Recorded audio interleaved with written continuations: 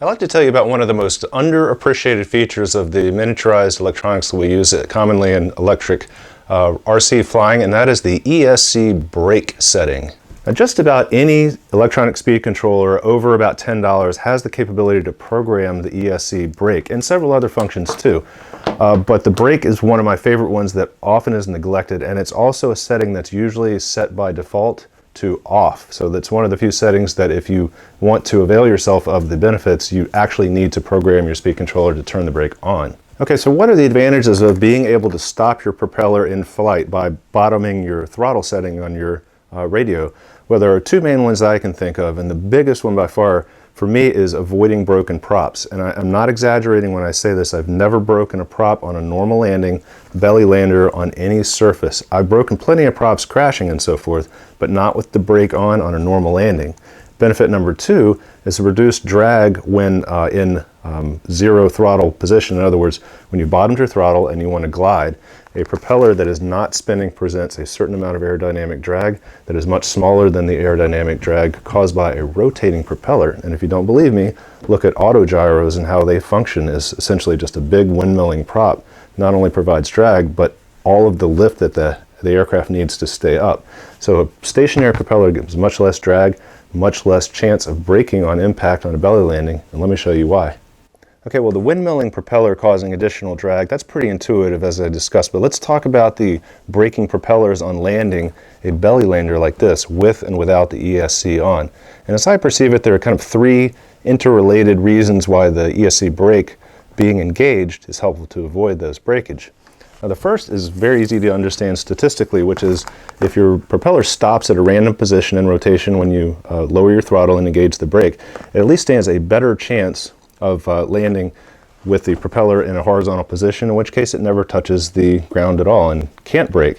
Depends on the height of your plane, the motor mounting high or low and so forth. As you can see, in this case, it doesn't add a whole lot of statistical advantage to that before the blade begins to touch on landing.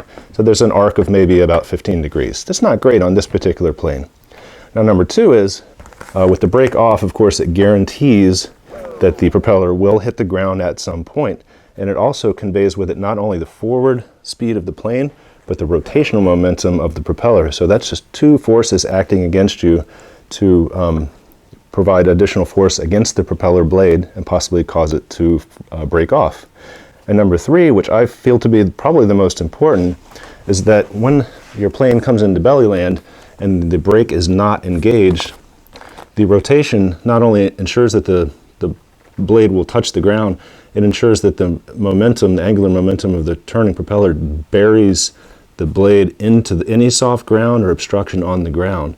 So it has not only a downward force, but a backwards force, and it tends to dig in even more firmly into the ground. Now, while I'm not crystal clear on the circuitry and logic of the ESC brake, I can tell you from a practical standpoint what it is a resistance to rotation in the shaft of the motor, presumably by some back electromotive force that counters any rotation towards it. So it doesn't propel the motor and the propeller, consequently, it just resists rotation of it too. So you can see when I spin that rapidly, it just stops quickly rather than continuing on around.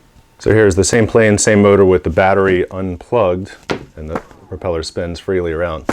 Okay, so then what happens if you have your brake on and you do land with your propeller vertical like this? Seems like it would snap off. But remember, it does not have any rotational force, so you can subtract that from the equation.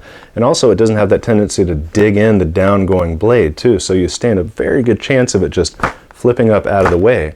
Now, suppose if it was perfectly vertically oriented and you hit a fairly large obstruction right here, the rearward force would be perfectly symmetrical and tend to break it off rather than flip it up out of the way. But remember also that that blade tip is slightly inclined. It's always going to have a tendency, if it hits something that's something less than extremely hard and grippy, to want to continue in the direction of rotation, almost like it's windmilling against the ground, so to speak, too. So honest to goodness, I've never broken a prop with the brake on, landing on anything from grass to gravel to the beach and so forth. And I can tell you that I see the plane come in like this, and it just the prop just flips up out of the way no matter what.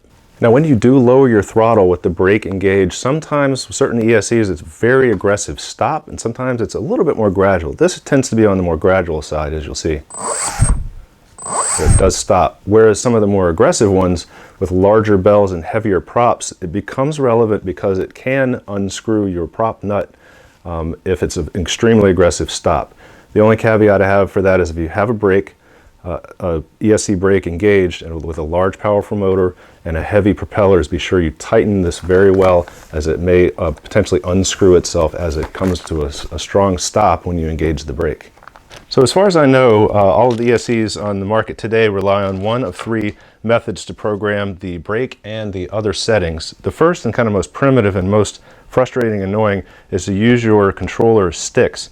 And each speed controller that uses this function comes with instructions that designates usually a series of beeps, 1, 2, 3, 4, and so forth. And at each one of those beeps, you put your throttle stick in the low, medium, or high setting to select one of two or one of three settings for that. So in the brake, it will be perhaps on or off. It's very difficult to get this nailed down, and only the cheapest ESCs use those today. The next method, and the one I've used the most, and is I think the most convenient because it can be done at the field and with no instructions, is to use a programming card like one of these two. And you'll know if your ESC is programmable if when it's plugged in and powered up, it doesn't matter if you have a motor connected, the lights will light up as this reads basically the firmware settings and allows you to change the brake, the battery type, the cutoff type, cutoff voltage, start mode, timing mode. This particular ESC does not have music, which is okay with me, and governor mode, and you'll see which setting they're on. The only exception to that is the Turnigy Trust motors, which I'm fond of using. This one here, it comes with a little higher amperage ratings. This is a slightly different card, which instead of LEDs simply has a series of jumpers with the settings indicated on the back. You just place the jumpers where you want them. So in order to operate this, you'll see I have this ESC plugged into a 12-volt battery. So I have my brake on, my battery type nickel metal hydride. Why? Because I don't want it to cut off when the LiPo gets low. I have a timer for that. The cutoff type is soft. This really is relative to helicopters more. The cutoff voltage, I set it as low as possible because, again, I trust myself to time my own flights. The start mode has more to do with helicopters as well. Normal, soft, and very soft for fixed wing. Normal is fine. Timing mode depends on the kV of your motor, the precision of response that you want, such as for multicopters and so forth. Music is whatever you want it to be, and governor mode has to do with helicopters too. So to change a setting, you simply move the down button to the setting you want to change, like this, and a sideways button to move it side to side, and then you hit OK to send it to the speed controller flash. And so we'll have the new settings, or if I wanted to turn the brake off for some reason, scroll through, move over to off, and OK. Connects and flashes it. For the Turnigy Trust line of speed controllers, which I like to use for kind of moderate to higher powered applications, uses this fixed programming card that uses jumpers and pins. It, like this generic programming card, both well under $5. This works for many different brands. This may or may not work for different brands, but it does for Trust for sure, and it is small and low tech, fits well into your bag. I have inside this fuselage a Trust speed controller, much like that one. Sorry that it's buried, but there's really nothing much to see. So to operate this programming card, you simply select the battery type, nickel metal hydride or nickel cadmium versus auto. Timing, auto, medium, high. I have mine set for high, typically, just for a little bit better precision in the throttle response, given it's hooked to a flight controller. Rotation, you can actually go forward and reverse without switching your motor leads on the speed control too, if you switch the configuration of the plane. There is a switching frequency, 8 or 16 kilohertz. The acceleration, low or high, goes without saying. The low voltage protection I ignore, and most importantly, the brake, on or off. So all that you do is select your settings by moving those jumper pins like that, and then just power it up. And you get a single loud beep like that, telling you that the speed controller has accepted the settings. And the newest method of programming your ESC, which is in some ways the most convenient because it's tiny, but also inconvenient because you need a computer to do it with, is a USB adapter or dongle like this. Now this is really meant to program multicopters, but there are settings in there which may be applicable to fixed wing planes. So this is one option. This is for the Afro ESC line. But I could easily imagine this becoming kind of the new version of this as the hobby progresses. So hopefully that's been a little bit of use for you and will save you potentially some broken props.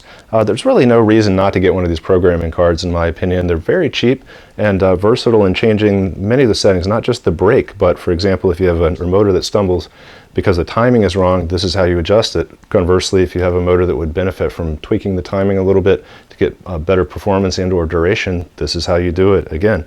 Or if you're annoyed that your ESC cuts off at a certain voltage level in a situation when it's really not advantageous and you'd rather just fry that battery than have it land out somewhere, this is how you turn off the low voltage cutoff too. So give it a shot, let me know what you think, and as always, if you have any questions or suggestions, email me at experimentalairlines@gmail.com. Be well and take care.